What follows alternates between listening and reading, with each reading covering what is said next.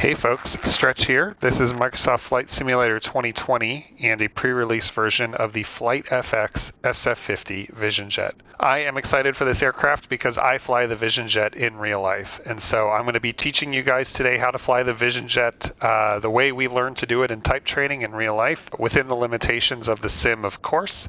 And we're going to be going on a flight today, and we'll be learning about the features of the FlightFX VisionJet and how it's implemented in FS 2020.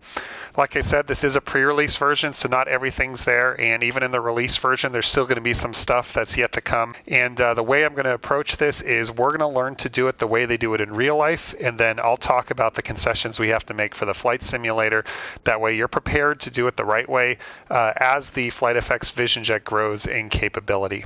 Now, I fly the G1 VisionJet in real life. FlightFX is simulating the G2 second generation VisionJet. The two aircraft are very similar. Really, the only difference between the G1 and the G2 is that the G2 has a functioning auto throttle and is RVSM capable up to 31,000 feet. There's some other differences, but by and large, it's the same aircraft, same engine, and pretty much entirely the same system. So a lot of the training that I have in the G1 is going to carry right over to the G2. Let's talk a little bit now about what the VisionJet is and isn't. A lot of people think that because the VisionJet is a jet, it's going to have capabilities similar to, say, the Citation, or even a very light jet like the Phenom or the Epic. That is not the case. The VisionJet is more akin to a turboprop in terms of its capability. In fact, it has almost beat for beat the exact same performance capabilities as the TBM 900 series. Same cruise speeds, same fuel flow, approximately the same maximum takeoff and landing weights. And so when you're thinking about the kinds of missions to take your VisionJet on, think more like the things you would bring your TBM on rather than your Challenger jet. We're parked at McGee Tyson Airport in Knoxville, Tennessee. This is the home of the Cirrus Vision Center. This is where you go to get all your VisionJet training once you have made your VisionJet purchase. This building across from me, unfortunately, isn't very well modeled, even in the custom Knoxville scenery I have. In real life, this looks a lot better. It is the Cirrus Vision Training Center. It's a nice big glassy building where they have the US's only full motion simulator for the VisionJet, and where when you start your type training, you'll spend 2 weeks in the simulator practicing in emergencies, studying for your ground tests, working on the hot benches, and doing all the stuff you need to do to get ready for your type rating check ride. Right next to it here is the delivery hangar. Again, in real life, it's much more impressive, and this is where you would get your new VisionJet. In real life, this taxiway here would be absolutely packed with VisionJets that are in. Their owners either coming back for recurrent training or maybe are dropping the aircraft off for maintenance. This hangar row is absolutely packed, and in fact, it's so busy here that Cirrus runs their own little mini ground control frequency just to coordinate people coming in and out of this taxiway. And it's also a very tight fit, so you would be taxiing very slowly so that your wings don't hit other VisionJets. I'm parked at a ramp here next to the VisionJet Center. In real life, it's mostly empty, maybe just an occasional ERJ or CRJ from one of the local airlines here that needs maintenance.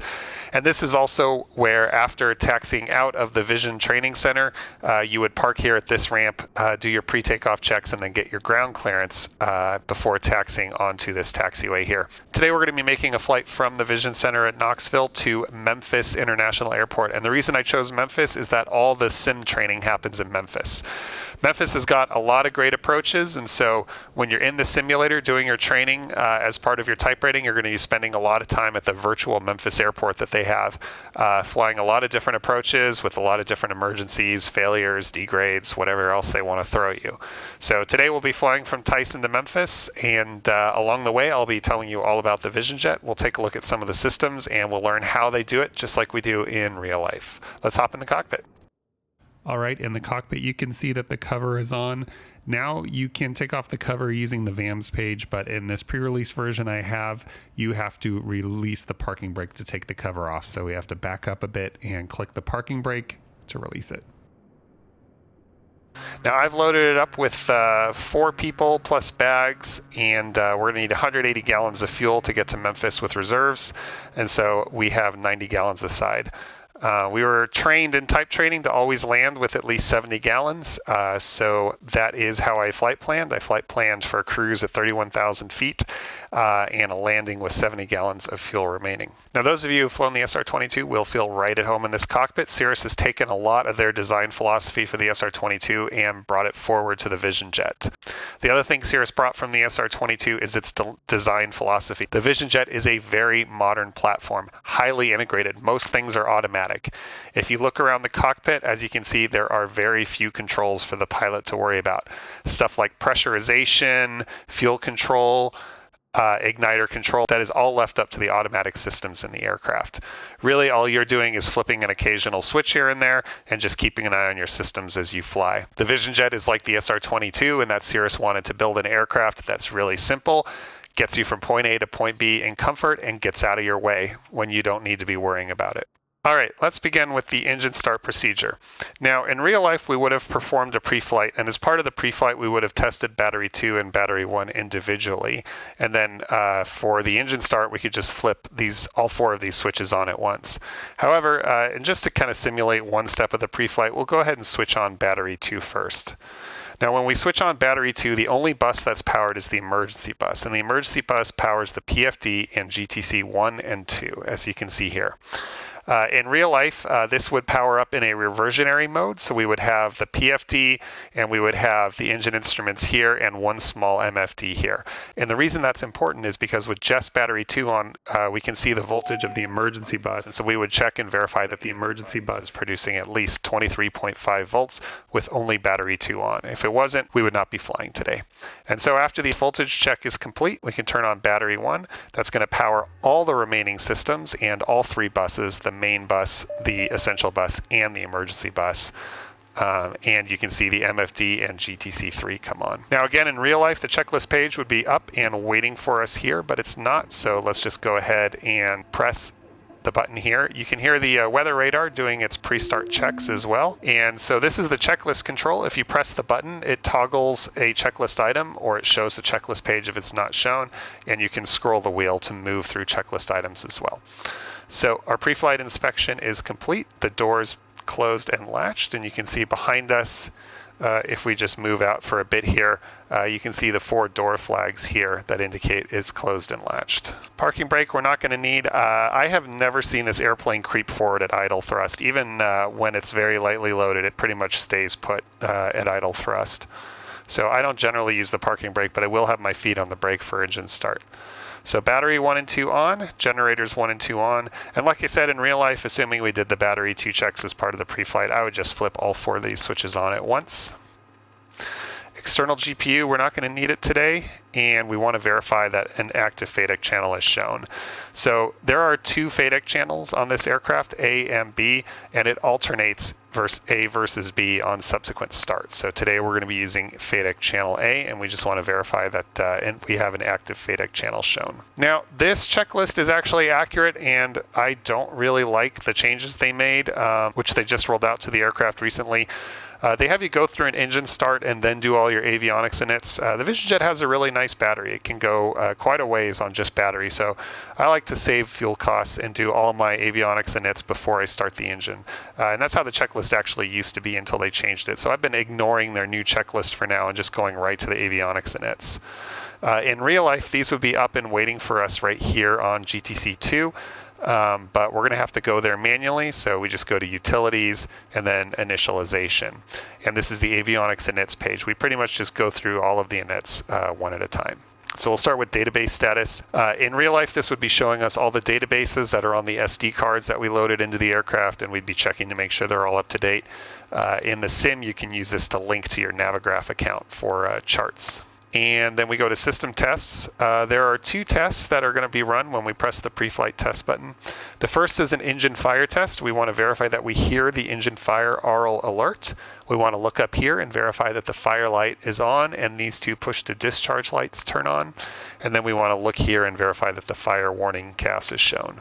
For the stall test, we would verify that the AOA increases, and then when it gets to the yellow region, we hear the stall alarm and we see the stall alert on the CAS page. So we'll go ahead and run the pre-flight test now.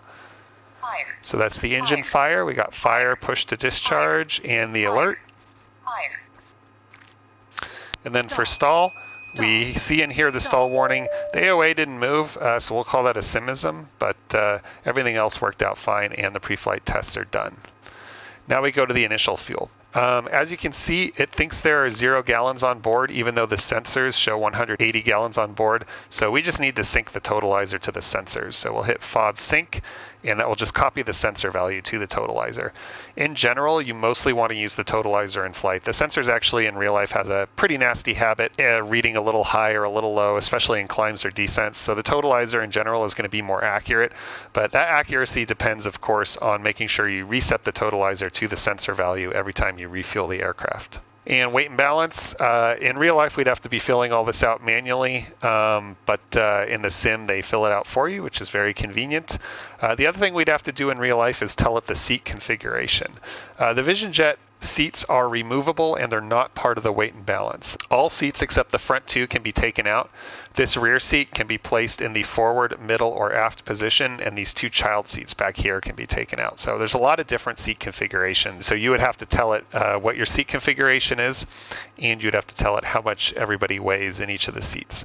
This information is used for the performance calculations, which I'll show you in a bit. Then the flight plan. In real life, I would just be beaming this from my iPad straight to the panel. We can't do that in the sim, so I'm going to put it in manually. KTYS, McGee Tyson, and our destination is Memphis, KMEM.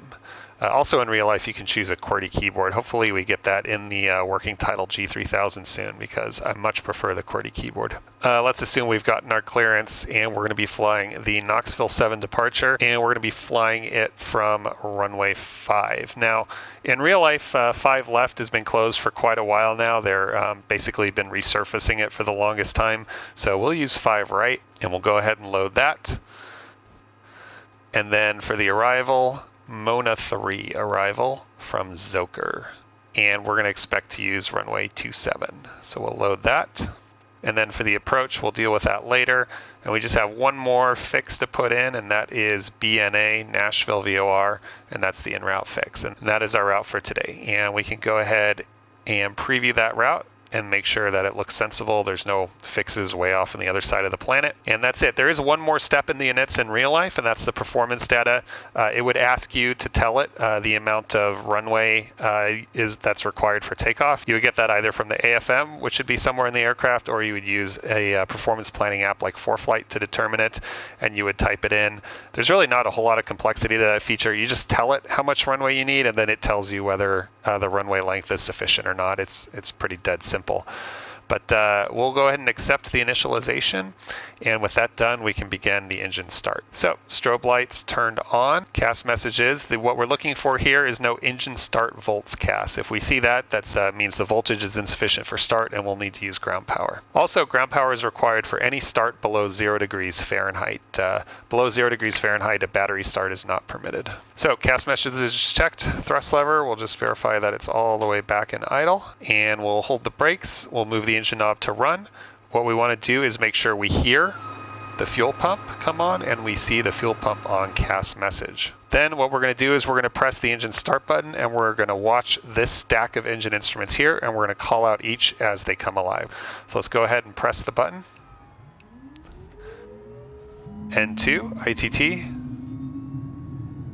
N1, oil pressure. As the engine spools up, the generator is going to come on, and you're going to see the batteries start charging. Battery 2 is charging. These come on a little faster in real life, and battery 1 is charging in both alternators. That's a good engine start. Now, EIS, we want to verify all normal. And then engine IPS, we would turn on the engine anti-ice if the temperature was below freezing and there was visible moisture present. It's not, so we'll leave that off. And now we can set the ECS control panel. And so we'll go ahead and turn on the ECS, and so that is just by pressing the ECS disable button here to turn it on. We'll set the fan speed to auto, and we'll choose kind of a mid-range temperature. That's going to power up the air conditioner and start getting cool air into the cabin, very useful on hot days. Now we're not using the external GPU. The oxygen master switch normally would have been tested as part of pre-flight, so normally it would already be on, but since we didn't do a pre-flight, we'll turn it on now, and we just want to listen and verify that the oxygen test is successful. So we'll turn it on. And we hear that hiss. That means the oxygen test was successful. We've completed our avionics inits. We would remove and stow the caps pin, but there is no caps pin simulated, so we're good there. And then our passengers have been briefed, seatbelts are secured, and lastly we'll turn on the bleed air switch. And in real life this is labeled fresh air, bleed air, and by turning it on we allow bleed air into the cabin for temperature control. It's going to be temperature modulated bleed air. When you turn it off, only RAM air is allowed into the cabin. All right, let's do our before taxi checks now. So we've set our GPS. We're not going to be using the comm or nav radios. We've gotten our ATIS in clearance, and altimeter will set. Current altimeter at Memphis is 3015, so we'll set that. And we'll just verify that it matches field elevation of about 990 feet. Transponder is set. We'll just leave it in 1200, and then heading in initial altitude. The top altitude for the departure is 6,000 feet, so we'll go ahead and set that. And the departure is a climb on heading 051, so we will set that as well. Initial heading and altitude bugged. Now we'll do a quick flight controls check, so we can look out and just verify that the ailerons move. And then we can test the elevator and rudder sight unseen. For the trim, we want to make sure it's in the green band here. So we'll just move the pitch trim. It does not move this fast in real life, but we just want to get it in the green band. And flaps normally would have been set to 50 as part of pre-flight, but we'll just set them now. So we'll move it down and we'll verify that it indicates 50. Electric roll trim, in real life you would just test it, move it to the left and right. It doesn't seem to be implemented in the sim, but it's centered anyway, so we're fine. Then we want to press the toga button. So we'll just press the toga button on the throttle. In real life, this would activate takeoff modes, lateral and vertical takeoff modes, and then we would go ahead and arm the nav or heading and flight level change modes, and we would turn on the auto throttle and arm that as well. That's not quite working right in this pre-release version, so what we're just going to go ahead and do is arm the departure modes we're going to need. We're just going to ignore takeoff mode, so we'll just arm heading mode and flight level change, and we'll preset it to a climb speed of 150 knots. Then we got altitude select armed. All right, CAS messages, the only one we see is probe heat off, which we would expect, and our seats are upright, and our parking brake is released, and we will perform a brake check. One other thing we're going to do before we start taxiing is a departure brief as part of the before takeoff checks. So every Cirrus SF50 departure brief includes a brief on the CAPS altitudes. This is CAPS, the Cirrus airframe parachute system. In an emergency, you can pull the handle and a parachute will deploy and bring the aircraft safely back to the ground. That's not implemented in the sim right now, but it's a huge part of the VisionJet type training in real life. So the minimum CAPS altitude is 600 feet AGL, and then between 600 and 2,000 feet AGL, immediate CAPS action is required, no delay. Above 2,000 feet, you can run the appropriate memory items, checklists, and then decide to pull CAPS. Like all jets, the VisionJet has fireproofing around the engine compartment, which is capable of withstanding a fire for around 15 minutes. Because of that, we don't pull CAPS in the event of an engine fire. We just turn around and land back at our home airport. So because of that, for every single flight I do, I brief those altitudes. My departure brief sounds like this. Okay, it's going to be a standard departure from runway 5 right. From brake release to rotation, for any malfunction, we'll come to a complete stop on the runway and then make a decision as to our further action. From rotation to 1,600 feet MSL, for an engine failure, we'll land straight ahead. For a fire, we'll return to the airport and land. From 1,600 to 3,000 MSL, for an engine failure, we'll pull CAPS immediately. For a fire, we'll return to the airport and land.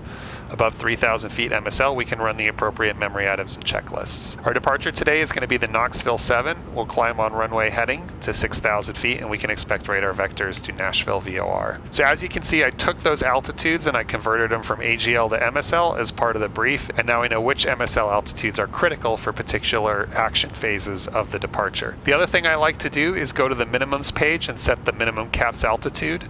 So for a field elevation of 987 feet, That's a CAPS altitude of 1,587 feet exactly. And so I will have that on the altitude indication now, so I'll know immediately whether or not I'm below or above CAPS altitude if anything should happen. With that done, our departure brief is complete.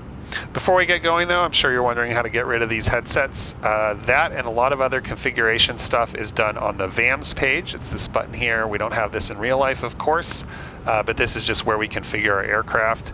And so from here, we can turn off the covers and protectors and make sure that the luggage door is closed. We can also change the amount of luggage on board the aircraft. We can set the panel state, and we can turn off the headphones by putting them on. On the config page, we can change the seating arrangement. Right now we're in the family configuration, which is all 7 seats.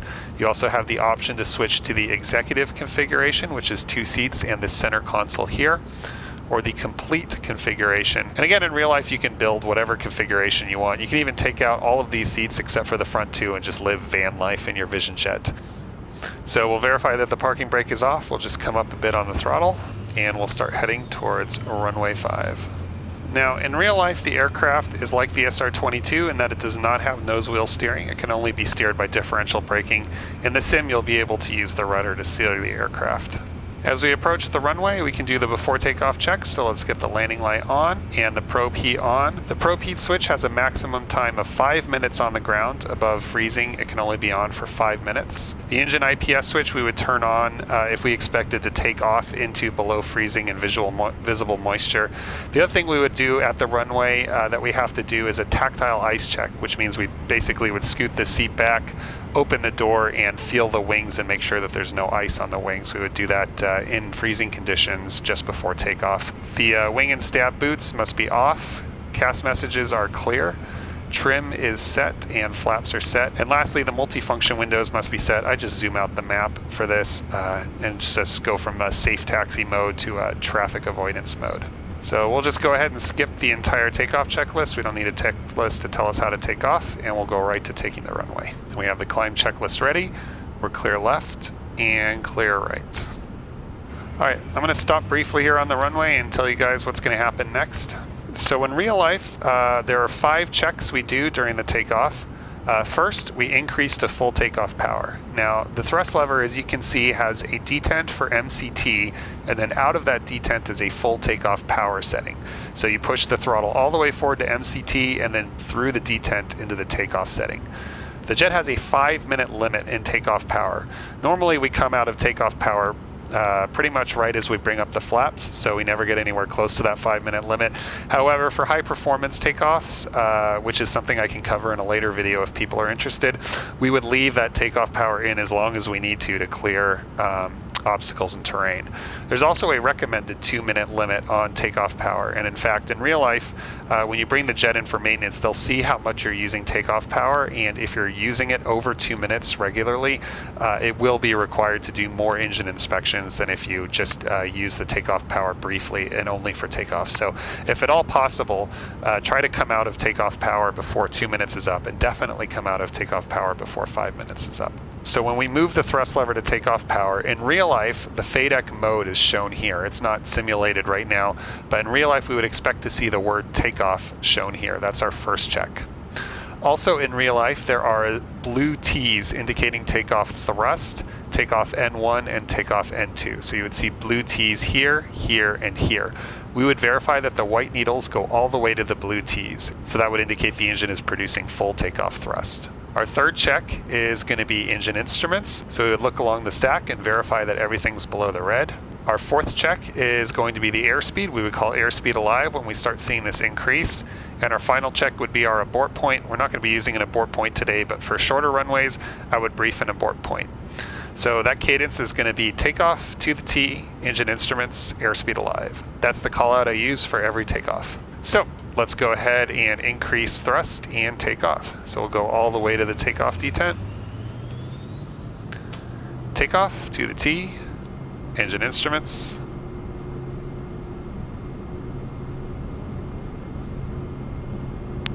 Airspeed alive. We'll rotate at 90 knots.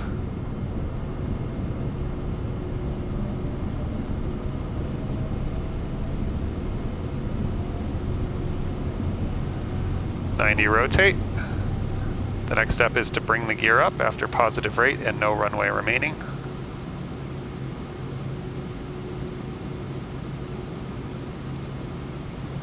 Alright, positive rate, gear up. Then at 115 knots, we'll bring the flaps up. 115, flaps up. At 400 feet AGL, the autopilot becomes available. We'll turn it on and we'll come out of takeoff thrust to MCT.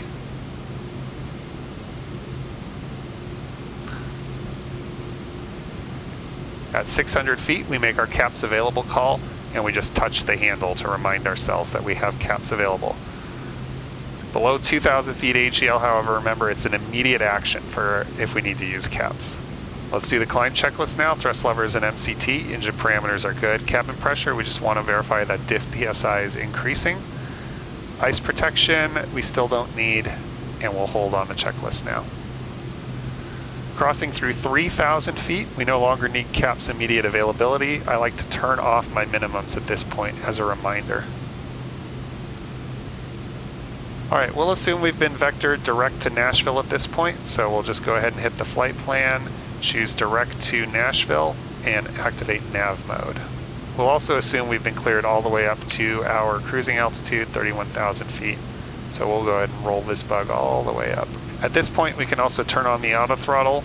So we just hit the AT button, and now the climb speed is going to be chosen by the auto throttle. It's going to select 165 knots for our climb initially. All right, there's McGee-Tyson Airport to the left. Say goodbye to Knoxville and Alcoa. We're on our way to Memphis. As we climb, let's have a look at the cockpit and cabin.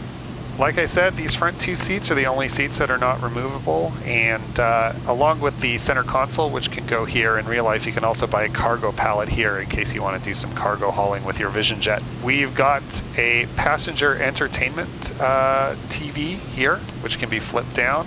In real life, it does not display satellite TV. Unfortunately, there's just an HDMI port here that you can plug your iPad or your laptop into. Go watch whatever you've downloaded off of Netflix. We've also got the passenger air controls here. These are normally disabled unless you turn on the aft control button here. When you turn that on, it disables your front control, so it's kind of like who do you want to be controlling the temperature, you or your passengers. As we cross through 10,000 feet, we leave the landing light on. We leave it on for the entire flight. In real life, the landing lights wig-wag when the gear is up, so they act as recognition lights, which is why we leave them on all the time. They're also LEDs, so they're not life-limited. The navigation lights, in case you're wondering, are automatically on whenever the battery's on. If you really need to turn them off in real life, there is the nav light circuit breaker here, but I see no reason to ever do that. The VisionJet has integral lighting for each passenger seat. As you can see here, that's aimed lighting. In addition, there's courtesy lights, which can be controlled by this switch here behind the pilot's seat. It can either be off, auto, or on. In the auto position, it's on whenever the doors open. The courtesy lights turn on all the overhead reading lights, as well as integral trim lights along the edges of the cabin. In real life, you've also got the Safe Return Auto Land button. Not implemented in the sim, but when you press it in real life, the aircraft will go find the nearest suitable airport and land there automatically, even making robotic traffic calls on the tower frequency for that airport. All right, in real life, as we approach 18,000 feet, this altimeter setting would start to blink, and that's your cue to push the standard button and transition to standard altitudes. And with that done, we can open the checklist back up and check that off, and we have the cruise checklist now ready to go. The other thing that happens as you cross 18,300 feet is the auto throttle automatically transitions from holding an airspeed to holding a Mach speed, and it transitions back to holding an airspeed on the way back down. Okay, it looks like we're going to be climbing into a cloud deck now. Whenever you're flying the VisionJet and you're about to enter clouds, you should always ask yourself, do I need to turn on engine anti-ice? Because engine anti-ice needs to be turned on anytime it's below 10 degrees and your invisible moisture is present. In real life, we have a outside air temperature gauge here. Unfortunately, that's not simulated yet, but if we go to the aircraft systems and status and info page, You can see we have an outside air temperature gauge here, which tells us it's definitely below 10 degrees, so let's get that engine anti-ice on. There's kind of two philosophies when it's come to this. I've had TCI's training center instructors tell me that it should just be on all the time from takeoff to landing. Whenever the air temperature is below 10 degrees, just turn it on and leave it on until you start your descent and it gets above 10 degrees. I've had other TCIs tell me to just turn it on and off as you come in and out of visible moisture, clouds, rain, whatever. In my experience, I see really no or just a very tiny decrease in thrust and true airspeed with the engine anti-ice on. So I don't see any harm in just having it on all the time once the temperature drops below 10 degrees Celsius because you just get virtually no decrease in performance from the aircraft. So as we continue our climb, let's talk more about the aircraft systems. We've got all these wonderful synoptic pages here that we can use to learn more about the aircraft systems. On the status and info page, along with the outside air temperature, we've also got the aircraft weight, which is calculated from the fuel and the initial passenger weights that you entered as part of your inits. We can see the status of the parking brake, the doors, the external power, and we've got the amount of oxygen on board and IPS fluid on board. The other thing you'll see is we've got calculated landing distance over the ground and 50-foot obstacles, as well as a calculated VREF. This is not calculated based on destination airport elevation or anything like that. It's pretty much just calculated using the weights that you supply as part of your pre-flight. And so it doesn't take into account winds, temperatures, airport elevation, anything like that. So it's not super accurate. The AFM has tables for landing distance. They're pretty easy to use, so I would just hit that before each landing, or just use an app like FlightFX to do your performance planning. On the engine and fuel page, you can see the status of the aircraft engine and the fuel tanks. This is the totalizer here, and so according to the totalizer, we've used about 31 gallons with 150 to go, and this is our endurance and range at our current fuel flow.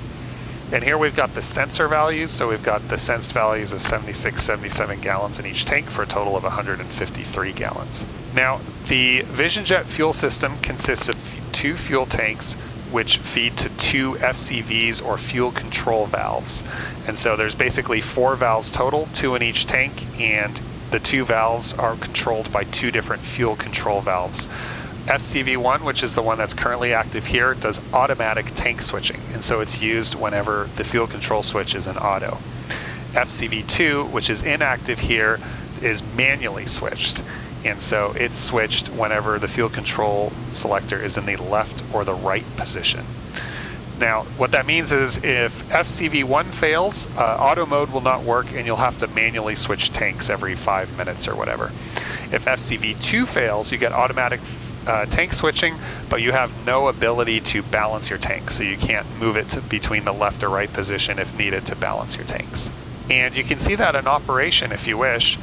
Just simply set the fuel selector to either the left or the right position, and if you go back to the synoptic, you'll see that the electric fuel pump is operating and FCV2 is operating. You'll also see that we now have left manual shown on the fuel gauges here, showing us that we're pulling manually from the left tank. If we switch it back to auto, it goes back to using FCV1, and it's still pulling from the left tank, but that is an automatic decision by FCV1. The VisionJet also has 2 fuel pumps. It has a vacuum-driven motive fuel pump called the injector pump, which runs whenever the engine is taking in fuel, and it also has an electric pump here. The electric pump runs automatically during takeoff and landing, during engine start, whenever an engine failure is detected, and whenever FCV2 is operating. In other words, whenever the fuel control switch is in the left or the right position. So you don't have to worry about turning on or off the electric fuel pump manually. It's done for you. And then lastly, you can see some other information, including the status of the fuel and oil filters, the FADEC run mode, the engine idle mode. The engine has a higher flight idle than a ground idle, and it switches automatically to ground idle with weight on wheels. And you can see the status of the PT2 and TT2 sensors, which are the engine intake air pressure and temperature sensors. Oh, and you see here just now, FCV1 automatically switched to the right tank, and FCV2 is still disabled. Okay, it's completing its level off now to 31,000 feet, flight level 310, and it does look like the autopilot's not going to overshoot.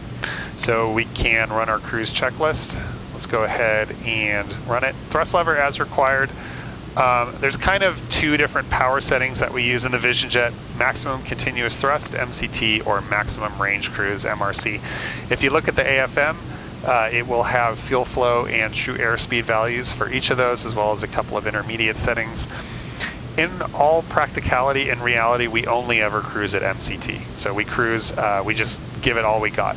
And that's because it's better to go fast than slow. We bought a jet for a reason. And also the fuel versus time trade-off for MRC is just not worth it. You go so much slower to save not that much gas. So for that reason, we pretty much always cruise at MCT. That is what the auto throttle will target.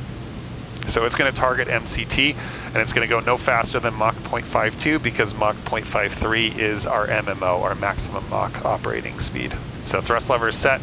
Ice protection, we'll leave the engine anti-ice on for the rest of the flight, and we don't need wing anti-ice or any other anti-ice, so we'll leave that off for now. And AEIS, all of our engine instruments are in the green, and that completes the cruise checklist. We'd also be checking the weather at this point. In real life, the weather page gives you 3 possible weather sources. You've got the weather radar, but you've also got NextRad and Connext weather. Right now, only the weather radar is supported, and I'm not entirely sure that it actually operates. But in real life, one thing we'd be doing right now is taking a look at the NextRad weather and seeing if there's any like areas of thunderstorms that we have to avoid, or icing, or anything like that. Just getting a look at what is out ahead of us. All right, continuing with our systems, we'll move to the electricals now. As I mentioned, on the ground, the VisionJet has 3 buses: the main bus, the essential bus, and the emergency bus. And the main and essential bus are split into the forward and aft main and essential buses. So in normal flight, generator 1 powers the main bus, and the main bus powers the essential bus, and the essential bus powers the emergency bus. Generator 2 only powers the essential bus, and the essential bus powers the emergency bus. So if generator 1 fails, generator 2 is not going to power the main bus. Battery 1 will power the main bus, and the generator 2 will power the essential bus and the emergency bus. And so because of that, if generator 1 fails, your battery 1 is going to start draining, and eventually you're going to lose your main bus. If both generators fail, battery 1 will power the main bus, and then the main bus will power the essential bus, which will power the emergency bus. If both battery 1 and generator 1 fail, we lose the main bus, and generator 2 will power the essential and emergency buses. If battery 1 fails and both generators fail, then battery 2 will only power the emergency bus, and the essential and main buses will be unpowered. There's also a connection which is not shown on this diagram. If battery 2, generator 2, and generator 1 fail, there's a bypass that allows battery 1 to power the emergency bus, and that is automatic in the G2 VisionJet. Continuing on, the environmental and pressure synoptic is not yet implemented. Basically, there's 2 bleed air systems in the VisionJet. The first bleed air tap powers the bleed air supply system, or BAS, which brings bleed air into the cabin. And then the second tap powers the de-icing boots, which are on the wings here, on the leading edges of the wings and the tail, and we'll talk more about that in the de-icing section. The bleed air from the engine is mixed with ram air to cool it down through the using the TCV, or temperature control valve, and the FCV, or flow control valve. The TCV and FCV are controlled by a thermostat, which is controlled here. So you basically set the temperature target that you want, and the TCV and the FCV will modulate their position in order to achieve that temperature. There is also an air conditioner, as I mentioned earlier, that will automatically turn on if the TCV and FCV alone are not able to bring in enough cool air. And when the AC turns on in real life, you'll know it. You can feel the vibrations down here, especially on the co-pilot side, and you'll see your alternator 1 amps just shoot up. But you don't really ever see the air conditioner turn on except at lower altitudes where the air is warmer. There's also this temperature backup switch. When that's pressed, that changes the operation of the temperature knob. It basically changes it to directly control the TCV. So instead of trying to maintain a set temperature, this knob directly opens and closes the TCV. And so you would use it to set the temperature that way. And the FCV in that case goes to low flow in order to make the air as cool as possible. If you press the ECS disable button in real life, that sets the TCV to full cold, sets the FCV to low flow for additional cooling, and then disables the air conditioner entirely. And then lastly, the defog button changes the distribution of air between these vents here, the eyeball vents, and the defog vents up here. Normally it's 80-20 with most of the air coming out the eyeball vents. When you press the defog button, it switches to 20-80 with most of the air coming out of the defog vents here. You can also use the air conditioner on the ground. This right here is the ground air inlet. There's an electric fan behind it, and if you use the air conditioner on the ground, that electric fan will turn on and pull air through the ground air inlet, which will be used to cool the cabin at the expense of your battery life. All right, let's move on to ice protection now. So when the engineers wanted to decide which ice protection systems they would use on the VisionJet, the answer they came up with is all of them. There are many different ice protection systems on the VisionJet. Most obviously, on the leading edges of the wings and the tail here, we have de-ice boots, which are powered by bleed air. The engine itself is de-iced by a thermal anti-icing system powered by engine compressor air. There's a piccolo manifold here along the leading edge of what's called the D-ring, which de-ices the engine intake. In addition, there's electrical de-ice for both pitot tubes here and here, as well as the AOA vane here, and the pressure and temperature sensors, which are on the inside of the engine inlet. And lastly, there is chemical anti-ice, or IPS fluid, which is used to remove ice from the radome and the windshield. And that comes out of IPS fluid nozzles here for the windshield, and in real life you can see a small cap on the radome here where the IPS fluid comes out.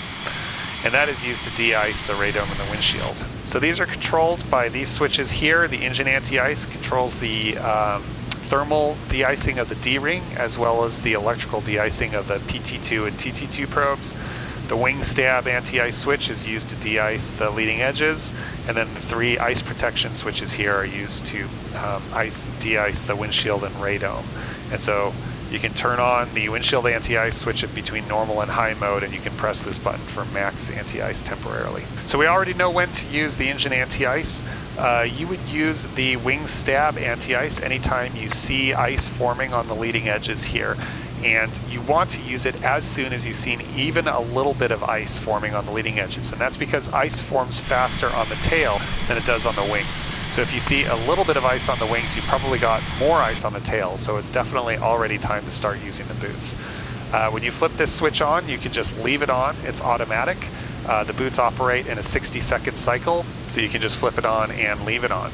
The other thing to know is when you need to use the wing stab anti-ice in RVSM airspace, you must exit RVSM airspace. If you turn on that de-ice, you will notice the aircraft starts porpoising up and down as the shape of the wing continually changes. That kind of porpoising is unacceptable in RVSM airspace. So they tell you if you need to turn that on, you need to tell ATC that you're going to be exiting RVSM airspace and you need to stay out until you're through the icing conditions. So if we look at the synoptic here, you can see we've got all of our systems shown here. Our 3 electrical heated systems, the pitos and the AOA heat. We've got our bleed air taps, and we've got the distribution manifold, which distributes bleed air to the wings and tail. And then lastly, we've got our IPS fluid quantity and our 2 IPS fluid pumps. In low and high mode, it operates only 1 pump, and in max mode, it operates both pumps. Also in real life, you generally don't want to use the windshield anti-ice unless you really have to. It just creates this like misty fluid all over your windshield that makes it kind of hard to see out until it clears off, which takes about 5 minutes. For that reason, we definitely do not use windshield anti-ice in the final phase of landing, because we need to be able to see the runway even if our windshield starts icing up a bit. One other important thing about using ice protection, normally in reality when we turn on the wing stab anti-ice switch, it also activates the IPS stall offset function, which basically just adds a fixed, I think like 10-15 knots to the stall speed that the stick shaker and stick pusher will activate at. It's basically just a fudge factor to account for the fact that there's ice on your wings. And when this happens, with this IPS stall offset enabled, that is enabled basically forever until you turn it back off. There is no ice sensing system on the VisionJet. It doesn't know when the ice is clear. So what you would do in real life when you turned it on is you would watch your wings, and when the ice has been removed from your wings, you would go to the systems page and then press the IPS stall offset reset button, which would remove that stall offset. The other thing it does is make sure that you land with no more than flaps 50. Flaps 50 is the only approved landing setting if you have ice on the wings, and a flaps 50 landing requires significantly more runway than a Flaps 100 landing. So you really got to plan those landing distance carefully if you plan to be landing with ice on the wings, like if there's visible moisture below freezing at the airport elevation or just slightly above it. Continuing on, we've got the landing gear synoptic, which shows the state of the landing gear, including the weight on wheels switches. The landing gear is hydraulically operated by an electrical power pack. It's a very simple system, same as you would find in like a Piper Archer, so nothing special there. And then in real life, we would also have the video system, which would show us a combined view of the forward-looking infrared and visual cameras. It sort of combines them into one video screen, which you can use to kind of look and see what kind of weather's ahead of you at night, or to make sure you're holding that taxi line perfectly on the ground. Now, one thing that we would have in real life that hasn't been implemented in the working title G3000 yet is automatic advisory VNAV. The Mona 3 arrival has airspeed and altitude requirements, which would be automatically programmed in, and we would have VNAV information waiting for us to help us plan our arrival. But unfortunately, for now, we're going to have to do that manually. So let's bring up the arrival and start programming that. So in the flight plan, we need to be at or above Zoker at flight level 240. In real life, the G3000 by working title, and I should say we never call it the G3000 as VisionJet pilots. We always call it the Perspective Touch. That's Cirrus's name for it. So we don't really say the G3000, we say the Perspective Touch. In real life, the Perspective Touch can support altitude ranges like 240 and above. Unfortunately, right now we can only give it hard altitude, so we're going to give it a hard 24,000 feet at Zoker, and then a hard 23,000 feet at Timmy. And you'll notice also that we need to be 290 knots at Timmy. The VisionJet has a Mach 0.53 MMO and a VMO of 250 knots. That's the maximum operating speed.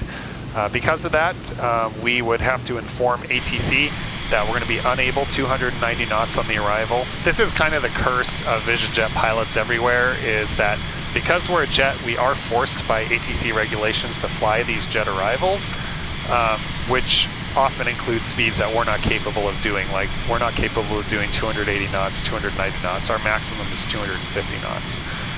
So because of this, we're going to have to always inform ATC that we're not going to be able to do the speeds on the arrival. In the olden days, ATC might, if they were having a bad day, they might kind of sigh at us and give us punishment vectors, kind of take us off the arrival.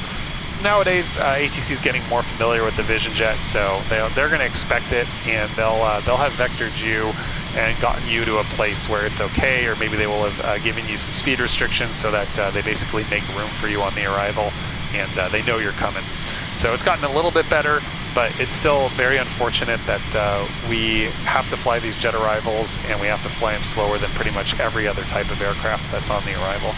So we'll inform ATC that we're unable 290 at Timmy and Jason. Jason, we need to be 10,000 or above. And I put an X through Timmy, and I think that's because it can't get to 230 and 10,000. So we'll lower this to 20,000 feet because it's at or below 230. And that works for us. Again, in real life, we would be worrying about this because it can handle the altitude ranges just fine. Loney, we need to be between 10,000 and 7,000, so we'll take the bottom of that. And then at Mona, there is no altitude restriction, and at Zamet, we need to be at 6,000 and doing 210 knots. The auto throttle would handle these speeds for us automatically in real life. Unfortunately, it's not implemented in working title right now, so we will disable the auto throttle and manage those speeds manually.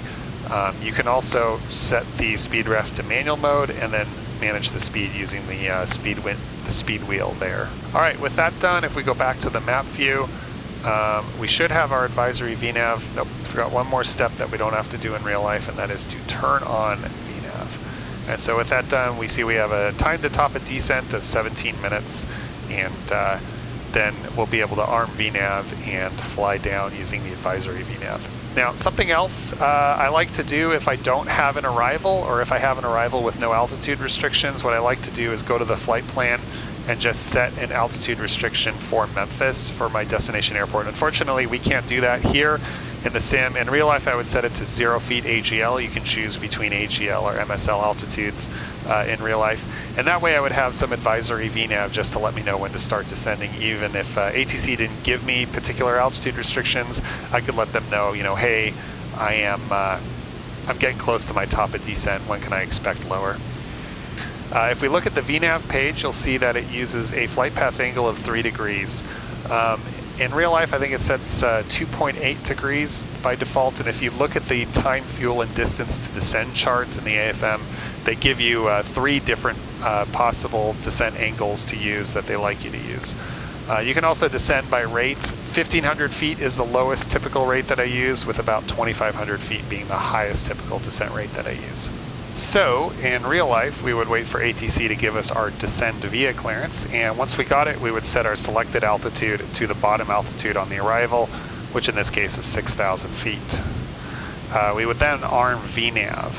Unfortunately, VNAV isn't working right now in this pre-release version, so we'll probably have to fly the VNAV manually. All right, so before we start our descent, as we approach top of descent, let's run through the descent checklist. So we want to start, we're going to leave the thrust lever alone, the auto throttle is going to take care of that. Landing field elevation is filled in automatically by the flight computer. We just want to be sure it matches our destination airport elevation. Ice protection, we still have set up the way we need it. And in reality, what we could do is use this knob to set a preset altitude here, which would show up. Unfortunately, in this case, it doesn't work that way. Hopefully that'll come in the future, but for now what we'll do is hold the checklist at this point. We can also start briefing for the approach. So what I would do in the real aircraft is go to the waypoint info page for my destination, which would normally automatically be filled in here, and then I would go to the weather page and get the weather and prepare for the arrival. We're going to do that in FlightFX now, so Memphis currently is showing winds 100 at 4 with light rain, and an altimeter of 3009. We'll still plan on using runway 27 just because that's the most convenient, and the winds are light enough that that's not a problem. The VisionJet has a maximum crosswind component of 16 knots for a normal flaps 100 landing and 18 knots for a flaps 50 landing. And continuing our arrival brief, it's going to be the Mona 3 RNAV arrival from Zoker. And we'll follow the series of step-down fixes until we reach Zamet. And from Zamet, we'll expect probably the ILS from 27.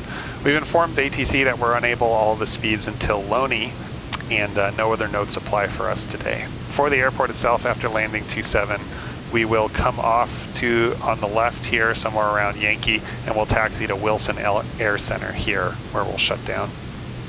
Looks like our cruise speed's going to be about Mach 0.52.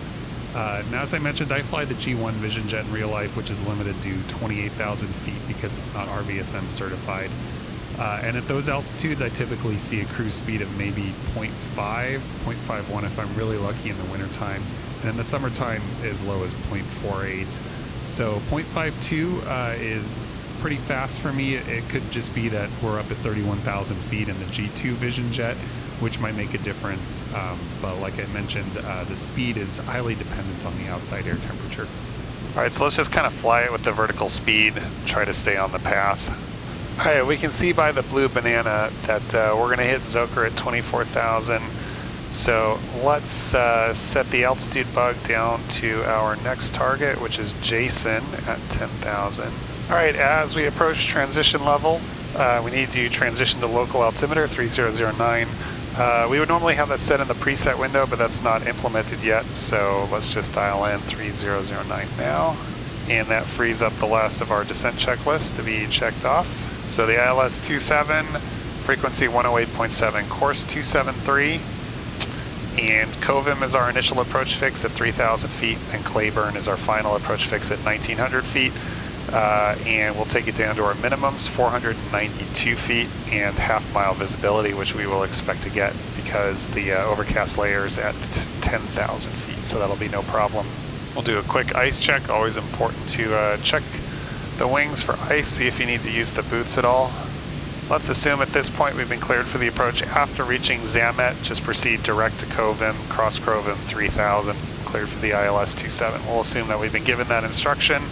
And so after Zamet, we can descend to 3000 for KMEM. And we're coming out of visible moisture. Looks like it's raining up ahead. And temperatures are approaching 10 degrees. So I'll get the engine anti-ice off. And then we've been cleared direct to for the approach. So we will activate it. And well, in real life, that would give us direct to KMEM, but that's not working here. So let's go back to GPS nav. We'll go to our flight plan. Looks like it hasn't even put KMEM in, and it looks like we have no ability to add KMEM manually. All this very different from real life, unfortunately, so we'll go back to nav mode and GPS, and we'll just have it take us directly to Claiborne, and we'll start that descent to 3,000, and then we'll intercept at 3,000, follow it down to Claiborne.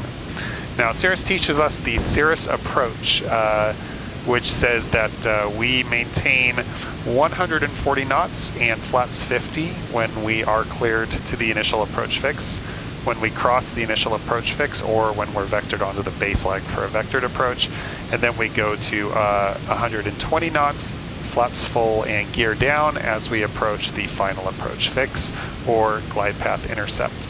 And the auto throttle in real life would be taking care of those speeds for us automatically. It would slow us to 140 knots as we approach the IAF, and then it would slow us to 120 knots as we cross the FAF, the FAF. But we're going to have to do that manually for now. It looks like the localizer and glide slope are in, so we can probably just arm approach and capture the localizer and glide slope early. And so now we've got loc active, glide slope armed, and we can just follow that in.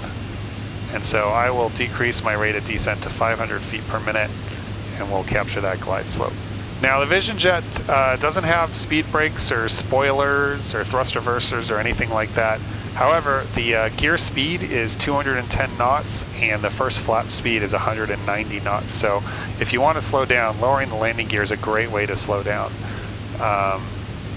once you get below 210 knots. In this case, though, we'll stick to the Cirrus approach, so we'll leave the gear up until we cross the FAF, and we'll just go flaps 50 and 190 knots at the IAF. If for whatever reason you find yourself too fast, just pitch the nose up and get to the gear extension speed of 210 knots, because that will really help slow you down. All right, there is altitude hold activating, and we should be getting there's glide slope activating.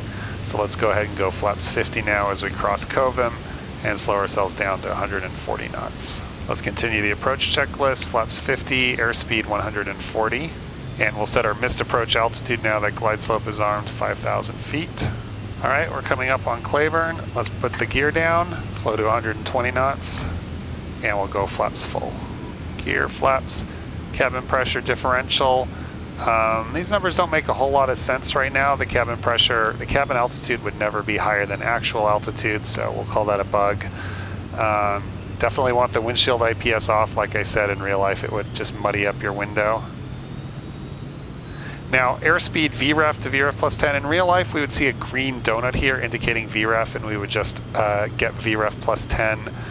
In this case, let's just go to the aircraft systems page, grab VREF from here. It's 80 knots, so we'll hold 90 knots until short final. So we'll check that, and that's done. And then we can move on to the after landing checks, and we'll go full screen on the map. I'm going to disconnect the autopilot, and we'll continue flying the approach. So like I said, flaps 100 and flaps 50 are approved landings if there's no ice on the wings. If there's ice on the wings, flaps 50 is the only approved landing setting. I'm going to disable the flight director too, because it's pretty wonky, kind of hard to follow. So let's go ahead and disable that. We want to maintain VREF plus 10 or green donut plus 10 until we cross the fence, and then we'll allow the speed to come down to green donut plus whatever gust factor we need, while maintaining our gradual rate of descent towards the airport. At 500 feet AGL in real life, the jet would say 500. We do 3 checks: gear, flaps, pressurization, verify that we have 0 PSI diff, which of course we don't have because of the bug, and then we'd verify that we're stable. We must be stable by 500 feet or we're going around. The other thing at 500 feet is that AGL is that we no longer have caps available. Let's hope we can maintain a half-mile visibility. Crossing the fence, let's bring the power back, allow the speed to come to 80 knots while maintaining our descent. That's minimums.